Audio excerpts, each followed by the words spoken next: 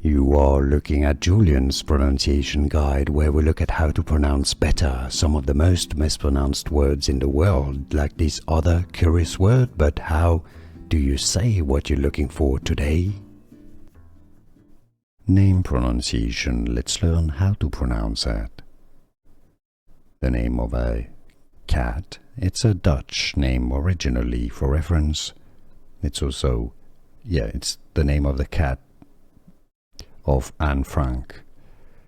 In Dutch, for reference, it's said as Moortje, Moortje.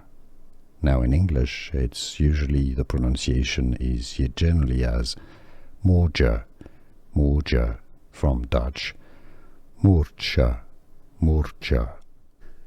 Here are more videos on how to pronounce more confusing words and names too many mispronounced. Like this video if you found it useful. I appreciate your support. I'll see you soon and thanks for watching.